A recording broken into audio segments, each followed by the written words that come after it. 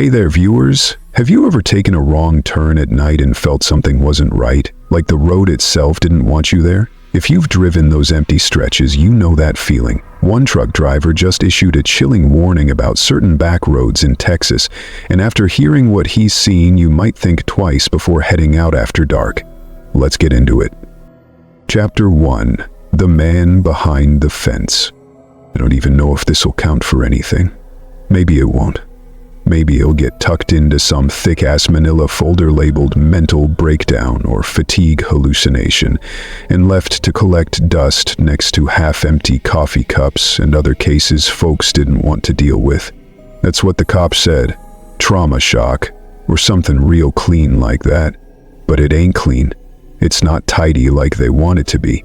So I'm writing this down the only way I know how. No fancy words, just the truth as plain as I can tell it, because if I don't, then what happens gonna die in a file cabinet, and I don't think it should. I can still smell the bleach. I've been in this hospital room for maybe 3 days now. Not sure, really. The windows face north, so I don't get much sun, just that gray-blue light that makes everything look colder than it is. My left arm's wrapped in gauze from elbow to wrist. They said there were burns, 2nd degree, maybe deeper near the elbow crease. My right side's bruised all to hell, purple and yellow like somebody beat me with a tire iron. There's a drip bag hanging by the bed. They said I was dehydrated, low on electrolytes, something about infection setting in too, probably from the burns or the scratches. Got a rash crawling across my chest like ivy. Don't itch, just sits there. Doesn't feel like a rash. Feels like a warning. I asked the nurse what day it was when I woke up. She said Sunday. Last thing I remembered before the whole mess started, it was Thursday. They say I'd been found slumped over in my rig near Fort Stockton. Truck engine still running, lights on, doors locked from the inside. No cargo in the trailer, no sign of foul play. That's what the deputy said. No sign of foul play. Like I just took a nap in the middle of the desert for 3 days and woke up looking like I crawled through hell. They keep asking me the same things. Where'd I go? Who did this? What do I remember? I give them pieces, not all of it, because some of it sounds nuts. Some of it I barely believe myself. But the part I'm writing down now, the part that really started this, wasn't on that road at all. It was in Pecos, at a rest stop on the edge of nothing. The kind of spot you only know exists if you've run out of gas or patience. I remember it was early, not quite sunrise, but the sky was bleeding pink along the horizon. I'd pulled over to fill up and maybe grab a breakfast taco from the little stand that used to sit in the lot next to the pumps. That place used to have good chorizo, cheap too. But when I pulled in that morning, the taco stand was gone. Burned down, it looked like. Just a black skeleton of corrugated tin and melted signs. The gas station was still there though, one pump working. I let the pump click while I stretched my back and lit a cigarette. There was dust in the air, that kind of dry electrical smell you get before lightning, but the sky was clear. I remember thinking something felt off, like the wind was holding its breath. That's when I saw him. There was a fence running along the backside of the property, chain link with a bent metal sign that read, "No trespassing U.S. property." Beyond it was just desert, flat, scrubby, with some oil pipes running underground.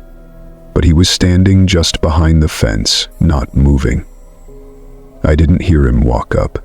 He wasn't leaning or anything, just standing straight with both hands in his pockets like he'd been carved from the desert floor. He had on a long duster coat, brown or maybe dark green, hard to tell with the light. His face was pale, paler than it should have been for someone out in the sun, and his eyes were too damn bright. Not shining exactly, just aware. Like they weren't looking at me, but through me, like he already knew everything I was gonna do that week and was just waiting for it to play out. I called out to him, "You all right, bud?" He didn't say a thing. I figured he might have been one of those old-timers that live off the grid. You hear about them. Desert madmen, bunker folks, Maybe he'd wandered too close to the edge of civilization and forgotten how to speak. I took a few steps toward the fence. I remember the crunch of the gravel under my boots. That sound still stuck in my head. Need something? I tried again. And that's when it happened. He whispered to me, but his lips didn't move. I swear it, not even a twitch. But I heard the words like they were piped in through my skull. Turn back. Just that. 2 words. But I felt him land in my stomach like a dropped wrench. My hands went cold. My cigarette burned down to the filter without me even noticing. I blinked and he was gone. No dust trail, no footsteps, no creak of chain lock, just gone. I looked around, trying to laugh it off. Maybe I'd fallen asleep at the wheel for a second, dreamed it. But the fence still had a spot where the links were bent inward, like someone had pressed their face against it too hard. I didn't sleep right for 2 nights after that. Thought about turning the job down, the haul out to Terlingua. But it was money, and I ain't rich. A man like me doesn't get to turn down 4 digits for 1 night's drive. I should have turned it down. I told the cops about the man behind the fence. They didn't write it down, just looked at each other, made some note in a notebook and changed the subject. Asked me where I'd been for 3 days. I said I didn't know. They didn't like that answer.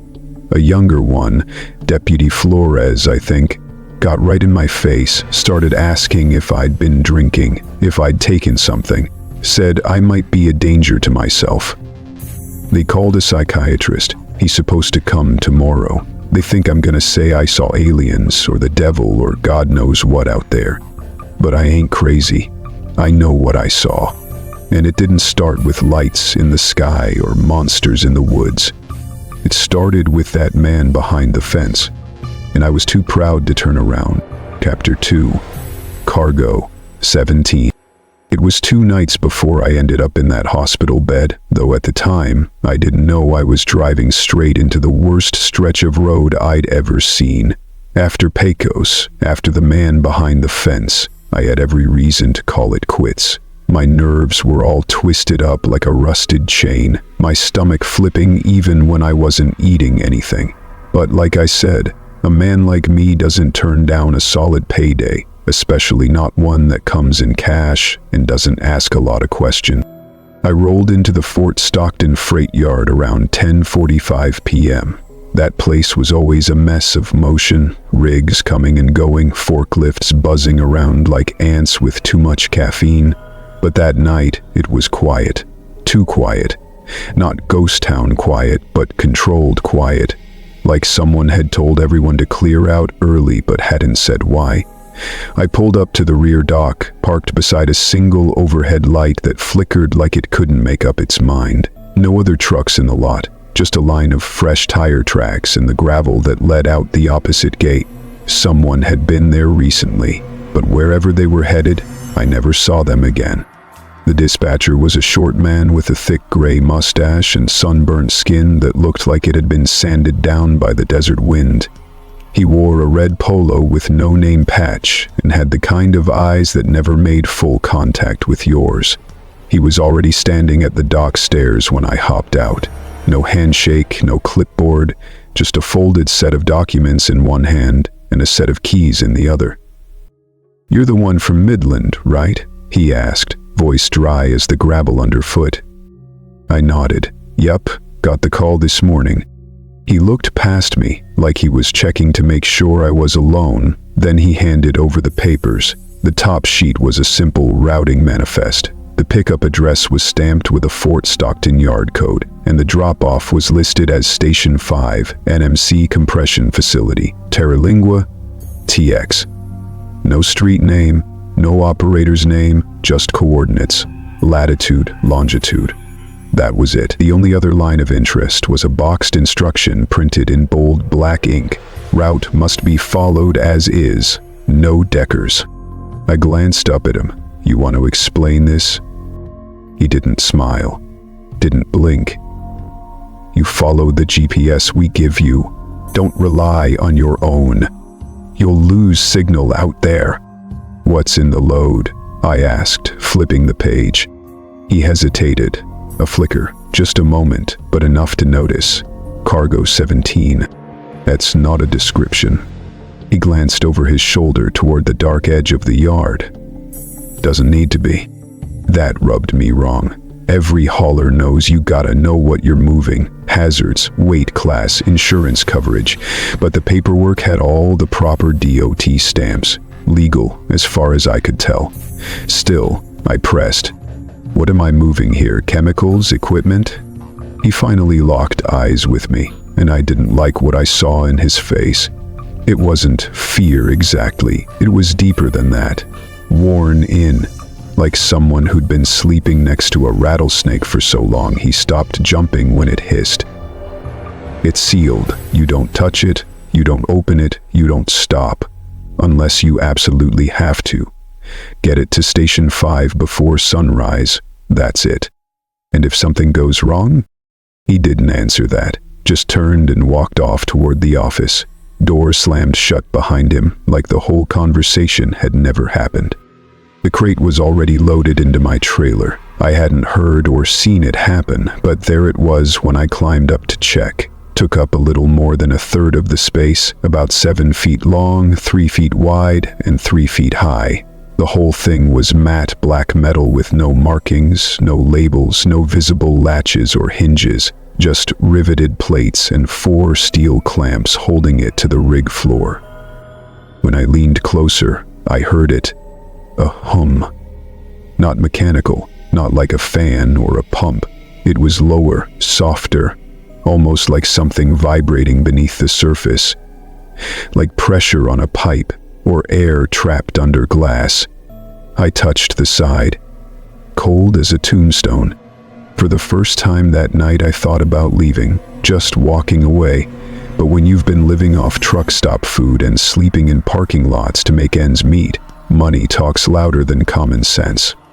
I closed the doors, sealed the latch, and climbed into the cab. The GPS device they'd installed for the job was already programmed. No route map, just a blinking red line through the desert. Estimated drive time 4 hours, 36 minutes. Seemed easy enough. I fired up the engine, took a deep breath, and headed south. The first hour was quiet. Highway 67 was smooth, mostly empty, just the occasional 18-wheeler drifting by in the opposite lane. The night air was warm but dry, moonlight cutting long silver paths across the hills. I kept the radio low, classic country mostly to keep my nerves steady, but as I got closer to the Chihuahuan fringe, things started to feel wrong. The CB kicked in with static, even though I wasn't transmitting or listening to any channel. Just white noise, fuzz crackling through like someone half whispering underwater. I reached up to switch it off, but when I did, I swear the static turned into a voice. Not words, just syllables. Familiar, maybe. Could have been my name, could have been nothing. The highway started to degrade after that. Mile markers were bent or missing. The reflective paint on the center line had faded until it looked like old scars on black skin. Rusted billboards lined the roadside every few miles. Sun-faded signs for a place called Sunset Valley Ranch, which I'd never heard of, but they looked old. Real old. Like 1980s catalog old. One still had a smiling family of 4 on it, arms around each other in front of a red barn, except the faces had been scratched out with something sharp, gouged down to the metal. I kept driving. About a mile past one of those signs, the GPS chirped and told me to turn off the main road. There was no road name. Just a narrow, cracked stretch of blacktop with a rusted county sign that read 1918. I slowed to a crawl. No lights down the turnoff. No poles, no markers. Just mesquite and desert grass creeping in from both sides, like the land was trying to swallow it. I pulled the brakes, sat in silence for a full minute. That humming from the back, louder now. Not obnoxious, just constant. Like it was waiting. I looked at the printed clause again. Route must be followed as is, no divers. I thought of the man behind the fence, the look in his eyes. the voice in my head. I turned onto County Road 1918. The pavement gave up about half a mile in. Dirt took over, hard-packed but uneven, scattered with stones that pinged up into the undercarriage. Trees grew sparser. The sky, which had been clear, started to thicken with low clouds, the kind that don't move, just hover. I saw a deer on the side of the path. Except it didn't move when I passed. Didn't flinch. Its eyes were wide, unfocused, like it'd been standing still for hours. That was the last living thing I saw for a long while. The road narrowed even more. The GPS kept blinking red. I followed it as best I could, wheels bouncing on every rut and dip. And then I noticed the temperature. It dropped fast, real fast, from warm desert air to something that felt like deep basement cold. My breath didn't fog up, but I could feel it in my joints, the way the cab suddenly felt smaller, tighter. I cranked the heat. Didn't help. I glanced at the sky again. The sun, which had still been resting just under the horizon minutes ago, had vanished. The dark wasn't creeping in like usual. It slammed in. All at once, like someone flicked a switch and pulled a black sheet over the whole desert. I checked the clock. Not even midnight. And yet it felt like the middle of the damn night, like something had skipped a beat in the world's heartbeat. I slowed down, just enough to keep the wheels steady on the dirt path, hands tight on the wheel, eyes peeled. Then I reached over and killed the radio. Not because it was loud, just because the silence somehow felt safer. The sun dropped faster than it should have. And once it did, the air got cold in a way I haven't felt since I buried my brother. Chapter 3. The handprint. The first thing I noticed was the silence. Not the regular kind. Not the sort you get in the desert at night when the world just hushes down to a low breath and the only thing you hear is the hum of tires and the whine of distant wind. This was different. This silence had weight to it, like the air itself had thickened around me. Even the engine, which had been humming along like always, sounded distant somehow, as if I was hearing it through a tunnel or underwater. No insects, no rustle of dry grass, nothing but the low, rhythmic thud of my own heartbeat in my ears. I was halfway down that no-name road, barely wide enough for one rig, hemmed in by brush and the kind of thorny scrub that only grows when no one's walked the land in decades. The GPS still blinked red on the dash, the same single pulsing line leading deeper into nowhere, and that humming from the container in the back, it had started to shift. It wasn't louder, exactly, but the pitch kept climbing and dipping in these slow, dragging intervals. Like it was breathing, like something inside was stirring. That's when it hit. A blast of heat slammed into the side of the cab with such force I thought I'd been broadsided. The truck lurched to the left, tires scraping hard against the loose gravel, and for a second, I thought I was about to tip. I clutched the wheel and yanked it hard, boots braced against the floor, breath caught somewhere between a curse and a prayer. Outside, everything went red, dust swirling so thick it blotted out the moonlight, like the desert had vomited up the topsoil all at once and aimed it straight at me. The whole truck vibrated. I could hear debris pelting the trailer, metal on metal, insects maybe or stones. I couldn't tell. The windshield turned opaque in seconds, coated in grime and streaks of something yellowish and sticky. Like tree sap, but thinner. A low buzzing filled the cab, high-pitched and mechanical, but also wet, if that makes sense. Like an electric fence humming underwater. I threw the rig into park and sat still, hands clenched on the wheel, knuckles bone white. The air had gone heavy again, dense with that burnt copper smell that comes before lightning. It sat thick in my nostrils, in my throat, clinging to my tongue. The CB crackled once, loud and sudden, then fell dead again. Even the GPS screen flickered once, blinked black, then came back to life. But now the line wasn't red, it was pulsing green. I should have kept driving, should have shut my eyes, floored it, and prayed for daylight. But the straps, something in me, some damn leftover sense of responsibility, wanted to make sure the straps holding that black crate hadn't snapped. I'd seen rigs flip before because of one busted anchor. So I killed the engine, grabbed my flashlight from the glove box, and stepped into the choking cloud of dust. It felt like stepping into another world. The second I opened the door, the heat hit me full in the chest. Not regular desert heat. This was deeper, like walking into a blast furnace. The air moved around me in thick currents, swirling and whipping with particles that stung my face and stuck in my beard. I tied my bandana around my mouth, squinting through the beam of the flashlight as I trudged around the back of the trailer. Every step felt wrong, like the ground was shifting just slightly beneath my boots, not sinking but sliding. I kept one hand on the trailer wall to keep my balance, palms sliding along the cool metal, and that's when I felt the first jolt of something unnatural. The container wasn't vibrating anymore, it was twitching.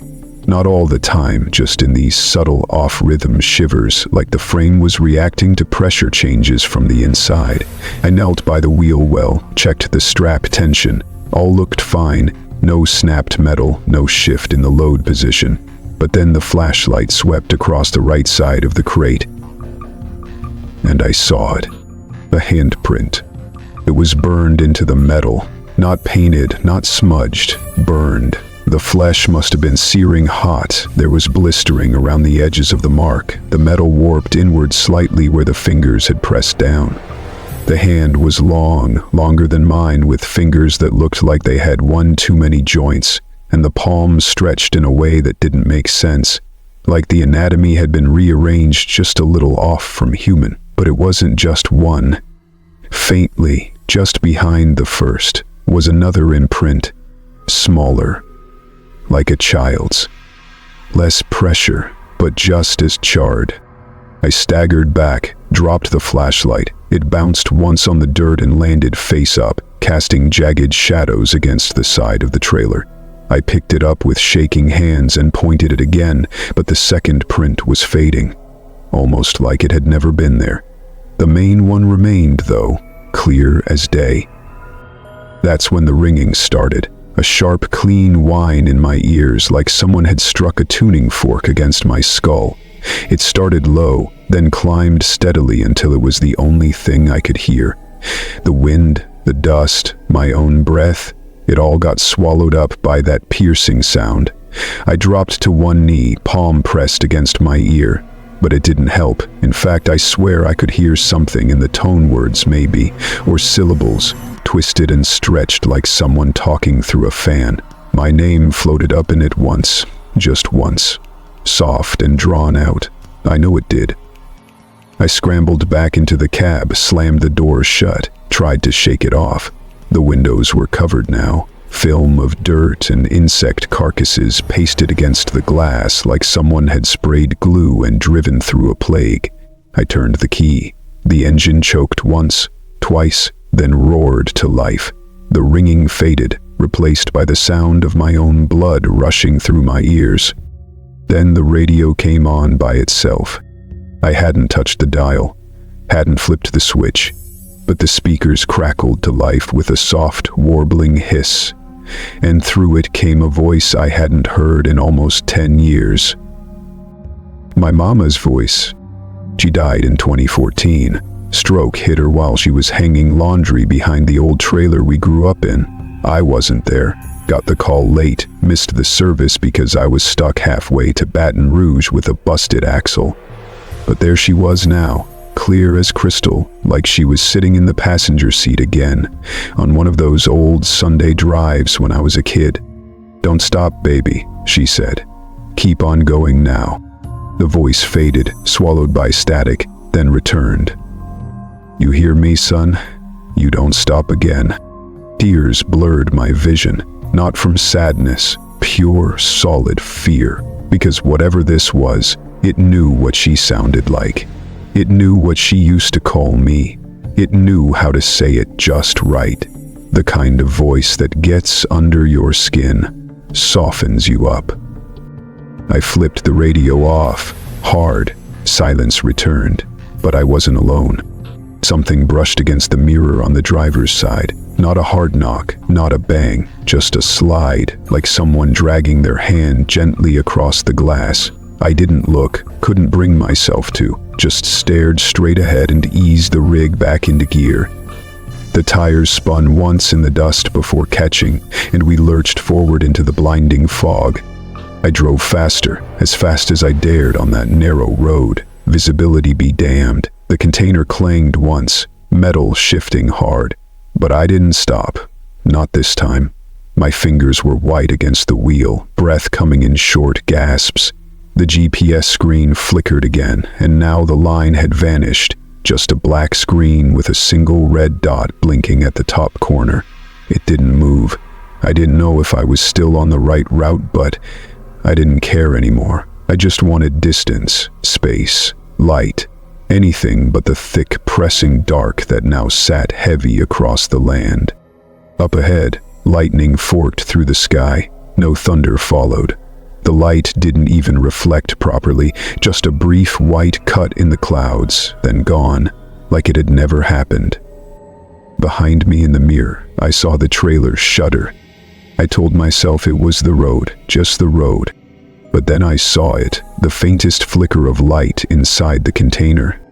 Not from above, not a reflection. It was coming from within.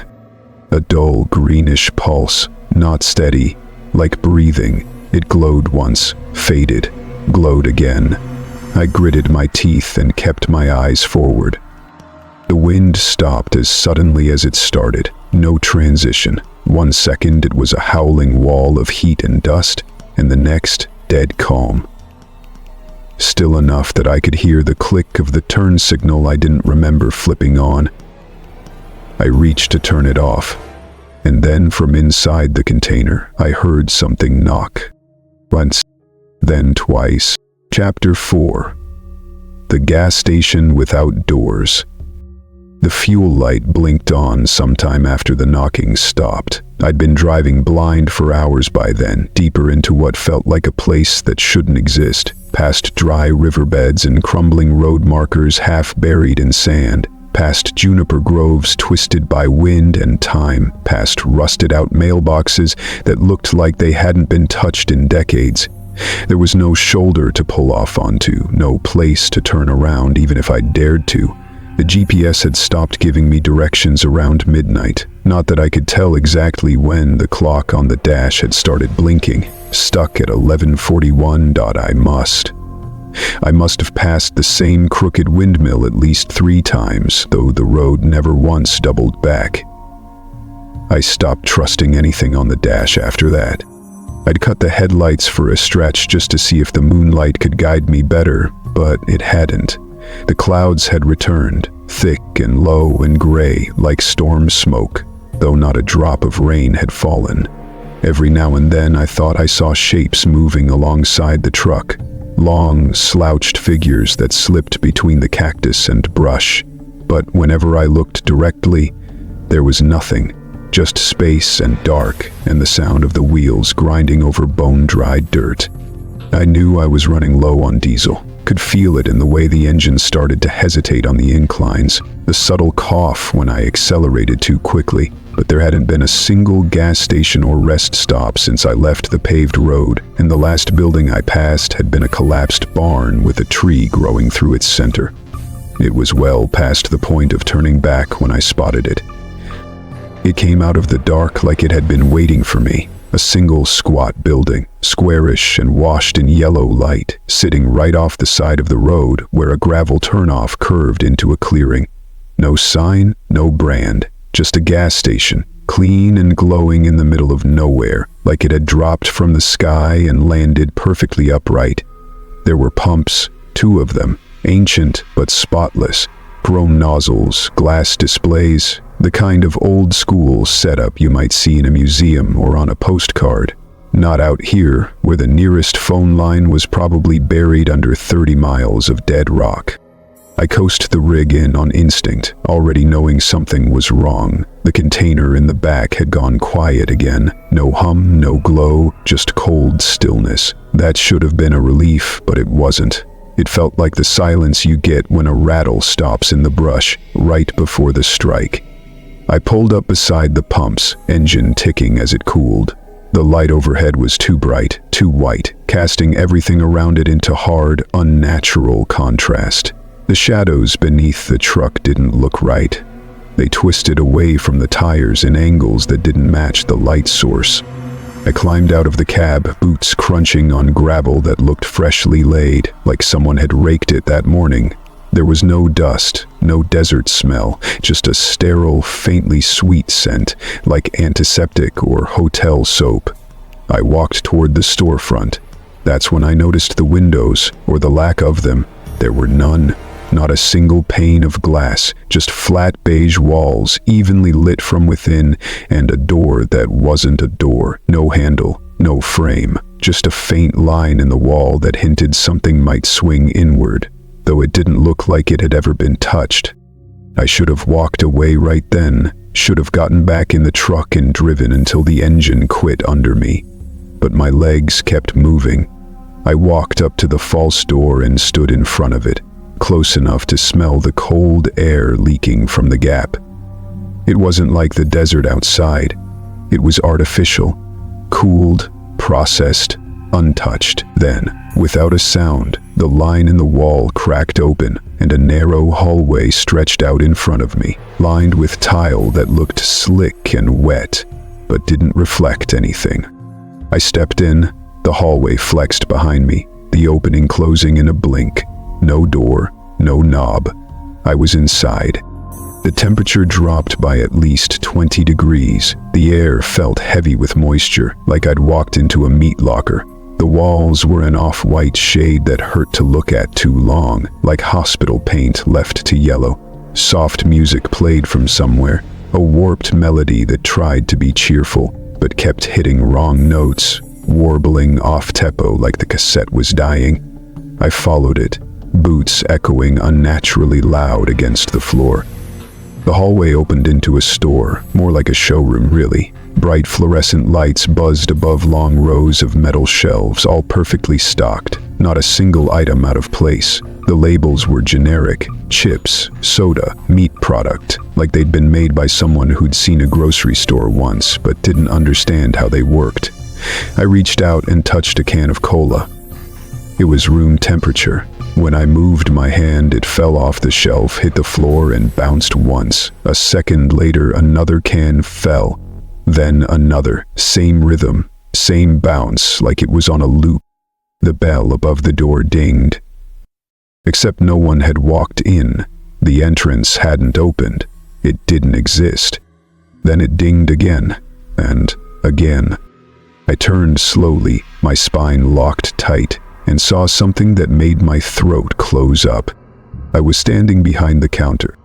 Not me exactly, but a version of me, wearing the same flannel shirt, same jeans, same boots, but covered in dirt and blood. His head was lowered, face slack, arms hanging at his sides like a puppet with its strings cut. He didn't move, didn't look up. He stood there as the cans fell, as the bell dinged, as the music skipped again. Then, without raising his head, he spoke. "Help me." His voice was my voice, slower, drained, like it had been dragged across gravel and wrung out for sound. The lights above him flickered. Then something grabbed him. I couldn't see it, not fully. Just shapes, distortions in the light, like heat mirages with fingers. They slithered from the ceiling, the shelves, the floor. They wrapped around him and dragged him backward, behind the counter, into a door that hadn't been there a second ago. He didn't scream. Just whispered it one more time. "Help me." Then he was gone, and I was alone again. The music cut out. The lights went red. The radio at the counter kicked on, static warping into words, spitting phrases in overlapping voices, none of them mine. "He brought it here. It's awake now. He brought it home." I backed away, feet slipping on the tile. My breath clouded, my skin felt tight, itchy. The floor rippled beneath me. The shelves started to tilt. From from somewhere outside, light poured in. The hallway had returned. I ran. I didn't look back, didn't think, just moved. When I burst out into the air again, I almost gagged. The dry desert heat hit me like a blast from a furnace, but I welcomed it. I stumbled to the truck, scrambled up into the cab, and slammed the door. The dash lights came on. The engine coughed once, twice, then started. The GPS was dead. No line, no dot, just a blank black screen. And the fuel gauge? It was lower than when I'd pulled in. I stared at it, breath catching in my throat. I'd only been inside for a few minutes, maybe 10. The tank should have been untouched, but it was nearly empty now, closer to dry than before. I didn't care anymore. I just drove, straight, no thinking, just miles. And when I looked back, the station was gone. Not closed, not boarded up. Gone. And the desert was silent again. Chapter 5. The Rancher's Cross. I didn't remember the engine stalling. 1 minute I was grinding east down a stretch of cracked gravel that passed for a road, running on fumes and adrenaline. The next, the truck just gave out, quietly, without a sputter or jerk. It was like someone had unplugged the world around me. The hum of the motor, the vibration in the pedals, the faint warble of wind buffeting the mirrors. All of it just stopped. No dashboard lights, no flicker from the GPS screen. The rig was dead, the kind of dead you feel in your bones. At first, I didn't realize the truck had stopped moving. My body didn't pitch forward. Nothing shook. I looked around, confused, and saw that I'd coasted to a gentle stop in front of what looked like an old cattle ranch. It rose out of the desert like a fossil. A half-rotted fence, a weather-worn barn slumped in on itself. A small house with broken windows and a sunken roof. A metal sign hung from 2 leaning wooden beams at the front gate, barely attached by a single rusted chain. The lettering was scorched, but part of it was still readable. Sunset Valley. I'd seen that name before, a dozen times, maybe more, on those old rusted billboards out on the main road. Smiling families, green fields, happy horses. Visit Sunset Valley Ranch, they had said, like it was a tourist spot. But there was nothing welcoming about what sat before me now. The whole place looked like it had been abandoned for 50 years, maybe longer. And yet, something about it felt used. Not lived in, not maintained, but watched. Like it was a stage waiting for actors. I checked my watch, 2:07 a.m. But the sky above me was blue. Not just moonlit, blue, clear and bright, like early afternoon.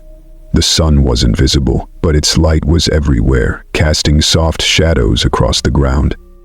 I looked down at myself. My own shadow was wrong, too long, bending away from me in the wrong direction, like the light source was circling overhead, deciding where to land.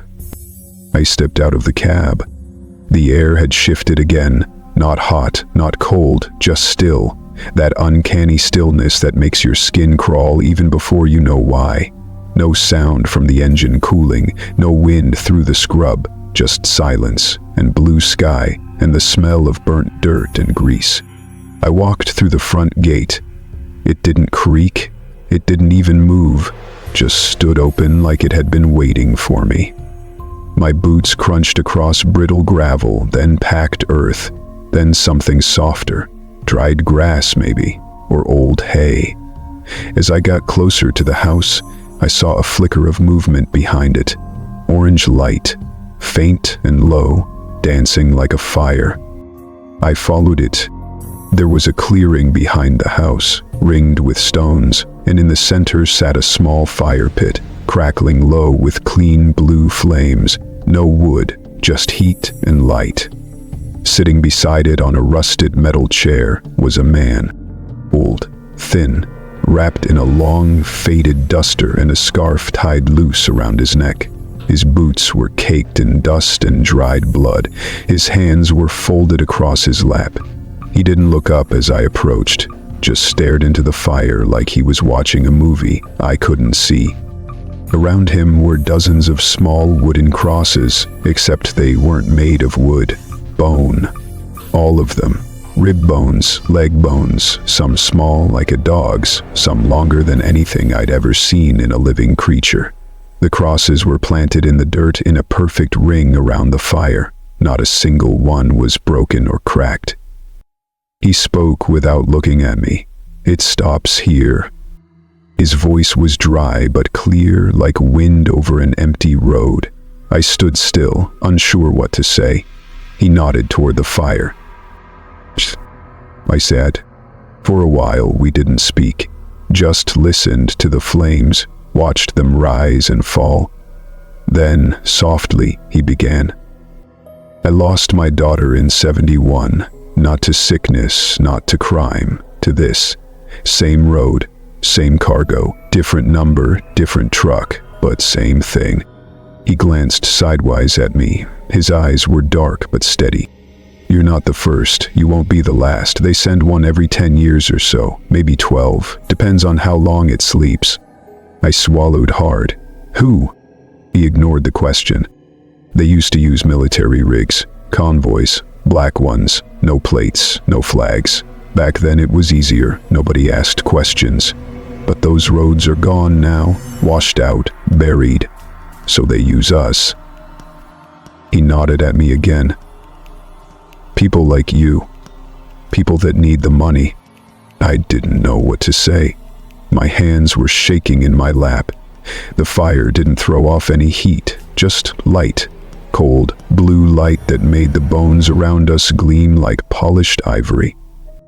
"What's in the container?" I asked, though I already knew I didn't want the answer. His eyes drifted back to the flames, what always is, a piece of it, a whisper. A breath it took 1,000 years ago, still echoing. You carry it across the sleeping land, you keep it bound, but if you stop. He looked at me again, face grave and still. "It unbinds." I tried to breathe. My chest felt tight. "Why here?" I asked. "Why now?" He reached into his coat and pulled out something wrapped in cloth. He handed it to me without speaking. I unfolded it and stared down at a small, leather-bound journal. Faded edges, water damage, the spine cracked down the middle. My hands trembled as I opened it. The first page had my name. The second had my handwriting. But the date was a week from now. I flipped through the pages. Each one was filled with entries, descriptions of roads I hadn't yet taken, things I hadn't yet seen. A page near the end detailed the gas station I'd just left, word for word. The final page was blank except for a single line. Choose the road or the dirt, the wheel or the fire. I looked up. The old man was gone. The chair was still there, the fire still burned, but the man was nowhere in sight. I turned around, scanned the yard. Nothing. No footprints, no sound. The bones around the fire rattled once, then went still. I sat there a long time, hours maybe, trying to understand what I'd seen, what I'd been given, what it meant.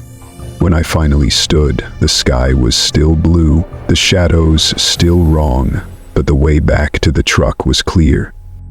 And I walked it. I climbed back into the cab. The engine started on the first try.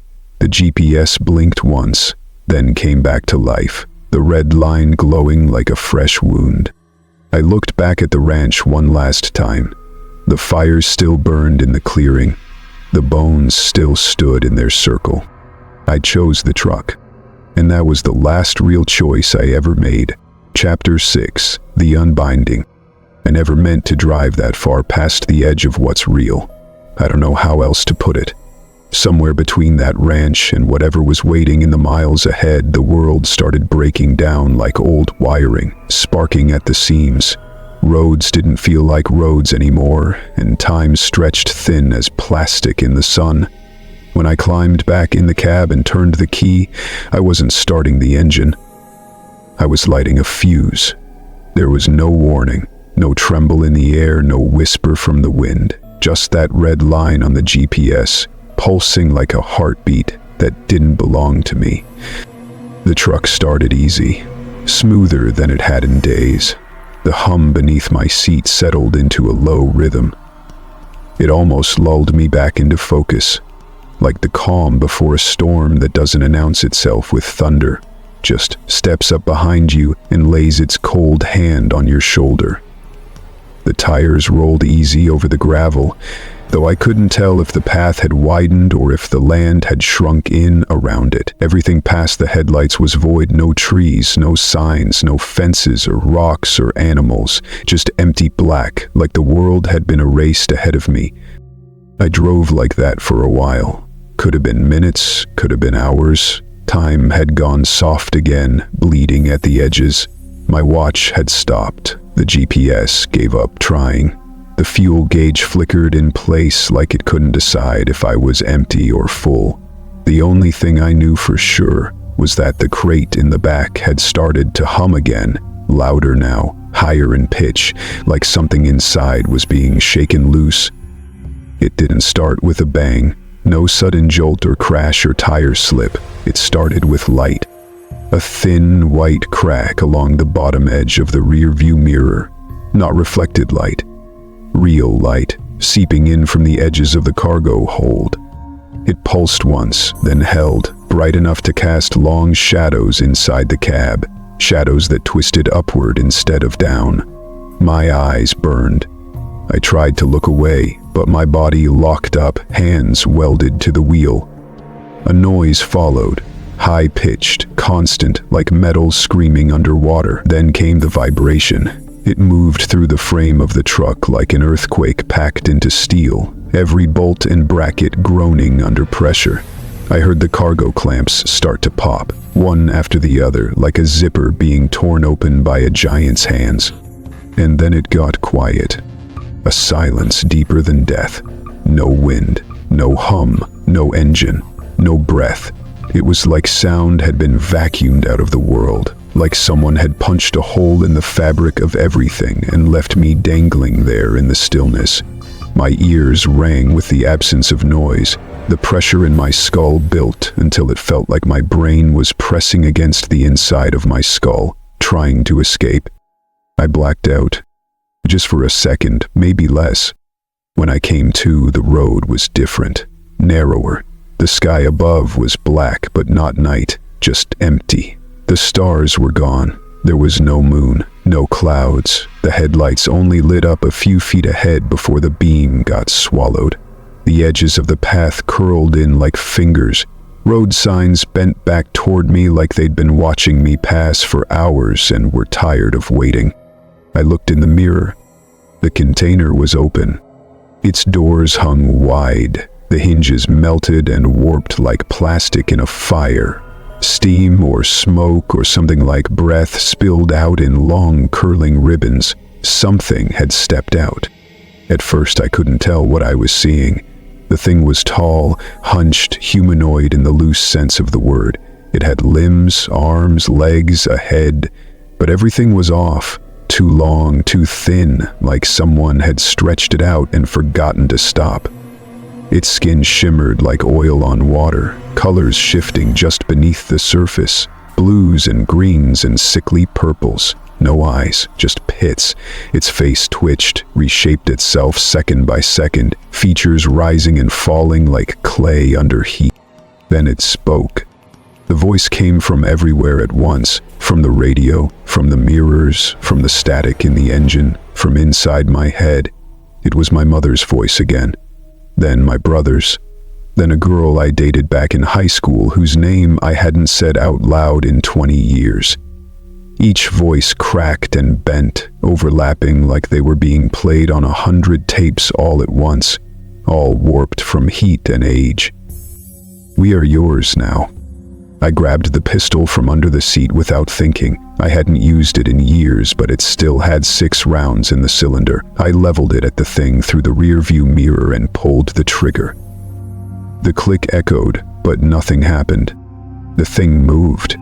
Not fast, not aggressive. It lifted one long arm, pointed one of its too many fingers toward me and mimicked the same motion. Finger curling around nothing. Trigger pulled. A mirror gesture. Like it knew, like it remembered the shape of fear better than I did. I aimed again, this time at the windshield, and fired. The gun went off. The bullet cracked the glass and blew a fist-sized hole through it, sending a shockwave of dust across the dash. The thing didn't flinch. It stepped closer to the cab, slow and deliberate. I watched it come. I couldn't move. My limbs were like ice. And then I remembered my brother's funeral. Not the service itself, but the drive out there.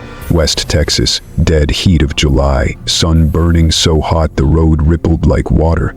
I'd driven in alone, no other cars on the road. I remembered passing a windmill on the right, half collapsed, and thinking how familiar it looked. I remembered the dirt path, the sloped hill, the silence around the church. I remembered burying him under a sky just like this one. This desert, this one was the same place. Had driven right through it years ago and hadn't even known.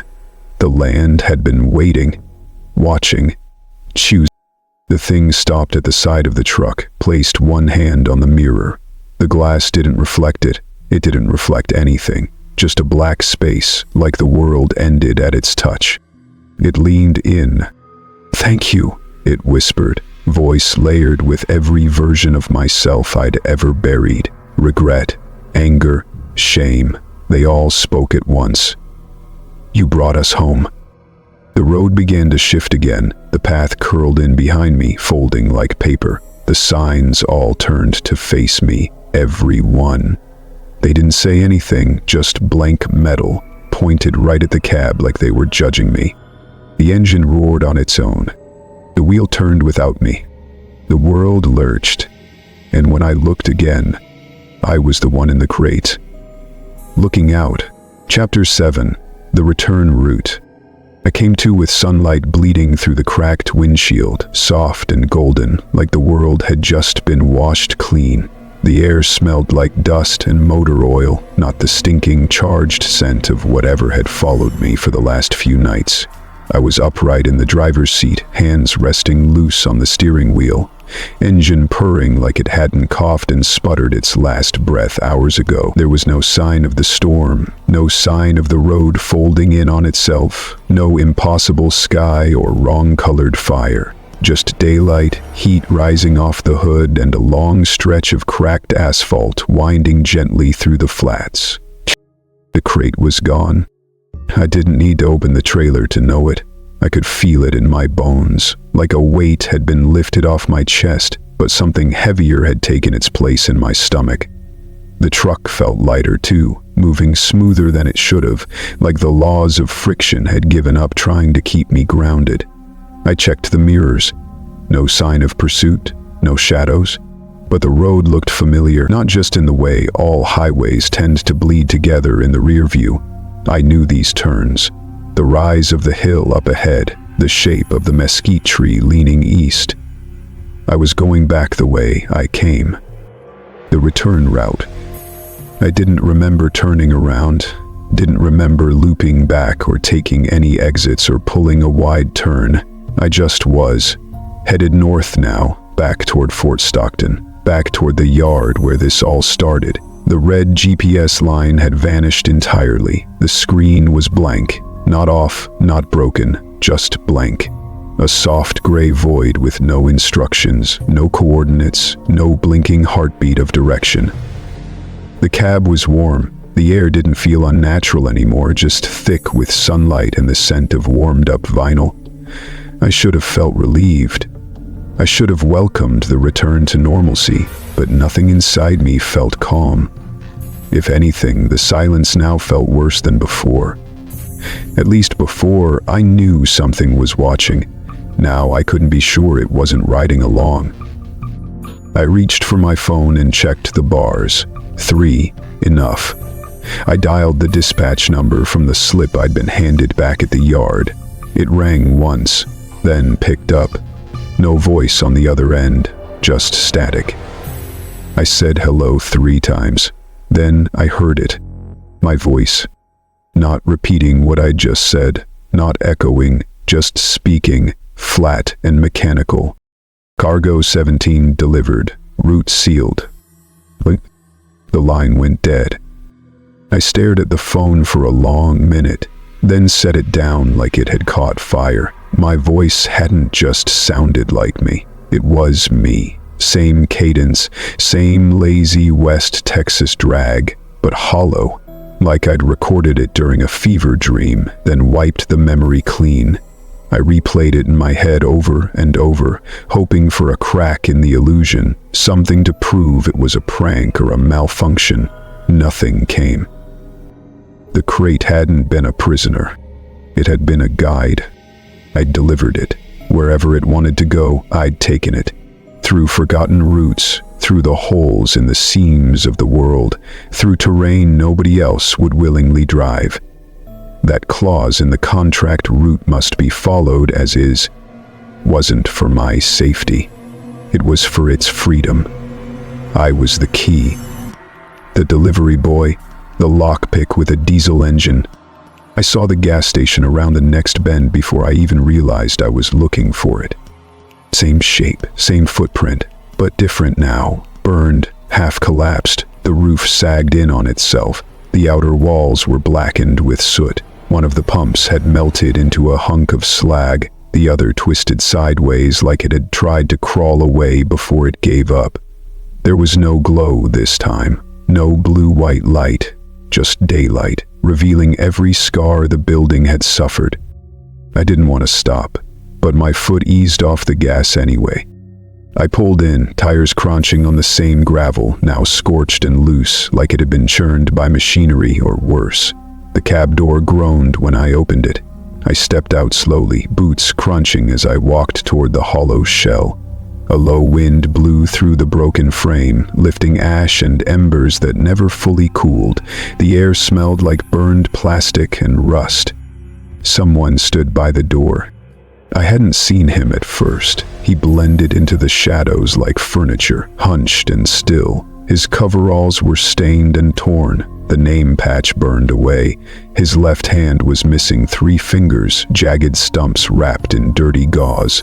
His face was pale, dry, almost chalky, like he hadn't been in the sun in years. His lips were cracked, mouth parted slightly, but no sound came out.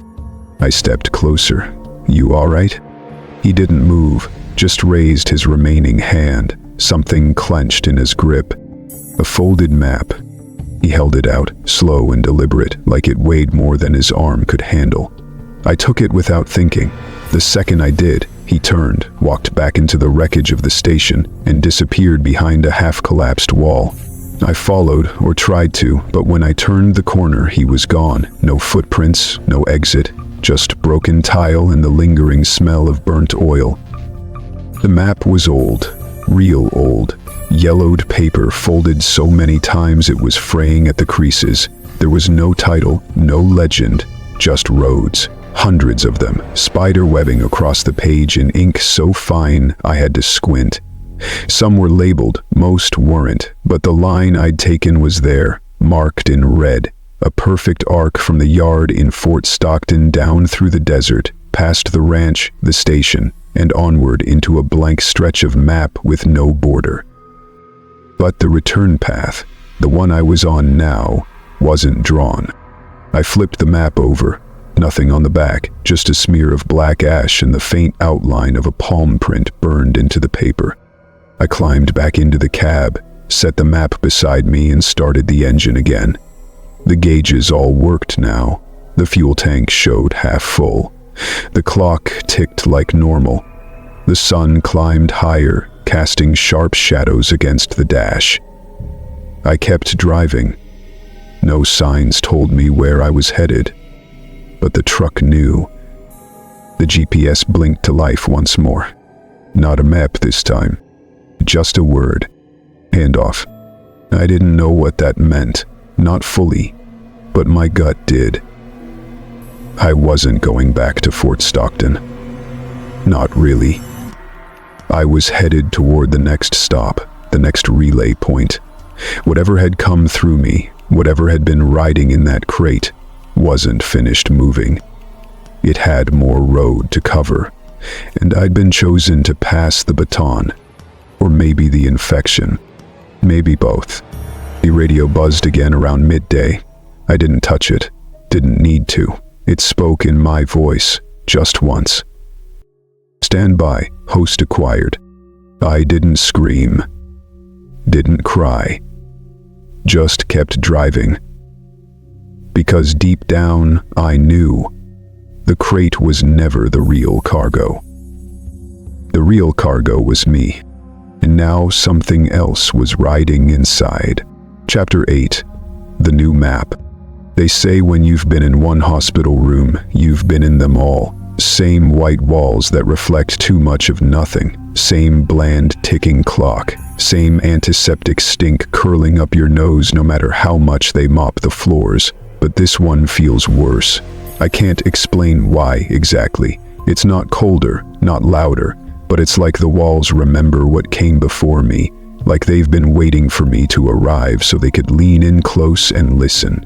I've been here 2 nights now, maybe 3. They say I was found unconscious behind the wheel of my rig just outside Midland, parked neatly at a rest stop like nothing was wrong. No cargo, no trailer attached, engine running, no signs of trauma, just me, shaking and mumbling things the EMTs didn't understand. They thought I'd had a stroke at first, or some kind of seizure, maybe heat stroke, one of them said. I remember the ambulance ceiling above me, the flicker of lights, the beep of machines that didn't sync with my heartbeat. But mostly I remember the silence between all that. A silence that didn't feel like peace. It felt like the end of something. A nurse named Janie checks on me every morning. Nice enough, doesn't talk much, which suits me fine. But this morning when she walked in with the little white paper cup full of pills and that fake smile sigh nurses always wear when they're tired of pretending, something caught my eye. It was small, clipped to her collar, a pin. Metal, tarnished gold, shaped like a horseshoe and cactus under a rising sun. But it wasn't the design that stopped my breath cold. It was the words etched beneath it in old Western font. Sunset Valley Ranch. I sat up too fast, nearly pulled my IV out. "Where'd you get that pin?" I asked her. She blinked, glanced down, then at me. "What pin?" "The one on your shirt, right there, Sunset Valley. That's where There's no pin on my shirt, hon." She looked at me like I'd asked her to count invisible birds flying circles around her head. "You sure you're feeling okay today?" I looked again. It was gone. Her shirt was blank, not a wrinkle out of place. "I swear I saw it," I muttered. She gave me the kind of smile folks give old men talking about the past, half pity, half dismissal, and turned back to scribble something on her clipboard. "I'll let the doc know you might need another CT." She left without saying more, but I kept staring at that empty space where the pin had been, and even when the door clicked shut behind her, the shape of it burned like an afterimage behind my eyes. They let me keep a few personal items in the drawer under the bed. My wallet, my boots, and the folded-up piece of paper I'd stuffed into my back pocket before they carted me off. It was a map, hand-drawn. I'd made it while the truck idled somewhere between real and not.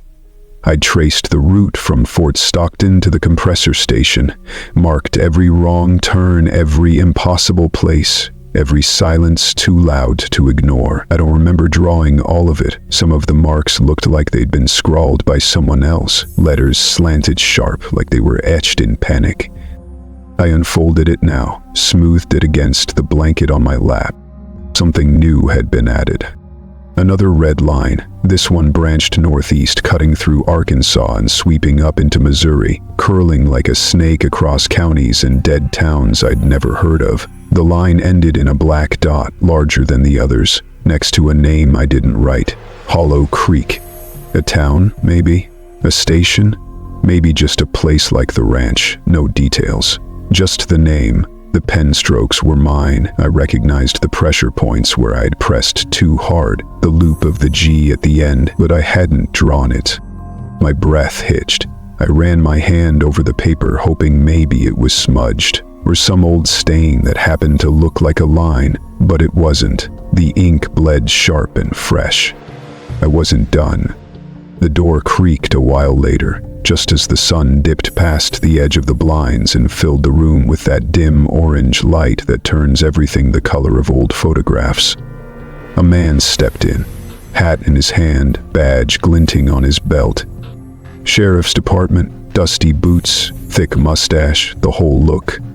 He nodded at me like we were old friends, even though I'd never seen him before. "Name's Sheriff Latham," he said. "You're the fella brought in from the rest stop, yeah." I nodded. "Mind if I sit?" He was already doing it before I answered. "Got a few questions about the last leg of your haul. Your dispatch said you never reported back. No delivery paperwork, no time logs. Just showed up back where you started." "I didn't go back," I told him. "The truck did." He raised a brow, like he was trying not to laugh. "You saying it drove itself?" I didn't answer. He scratched at his cheek, adjusted his belt, then leaned forward slightly. "You been having any visions, nightmares, confused about where you are, seeing things?" "You sound more like a shrink than a sheriff." He chuckled. "Been called worse." I watched him closely. His hands rested on his knees, fingers twitching slightly. That's when I saw it, under his fingernails. Thick, black grime, not dirt, not grease, tar, shiny, slick, and deep, like it was still wet. I couldn't look away from it. He caught me staring. "Bad habit," he said. "Used to chew tobacco, gets under the nails." He stood up then, brushing off his jeans. "Just one last thing before I go." He reached into his coat pocket, pulled out a folded envelope. "They're discharging you tomorrow. Hospital's orders. Says you're stable." He handed me the envelope. I waited until he left before opening it. Inside was the discharge form, standard. Lists of vitals, signature lines, insurance codes. But at the bottom, in the box labeled next of kin, it didn't have my brother's name or any emergency contact. It read, "Property of cargo 18. Awaiting route confirmation." My hands trembled. I folded the paper slowly, carefully, like if I wrinkled it wrong it might bite me. I sat there for a long while, listening to the clock tick. Across the room, my roommate, a wiry man with a sunken face and the kind of eyes that never stopped watching the corners, turned to me for the first time since I'd arrived. I didn't even know he could speak. "They made you a courier," he said. His voice was dry, raspy, like old leaves. "Next time it opens, it's you again." I didn't ask what he meant, because I already knew.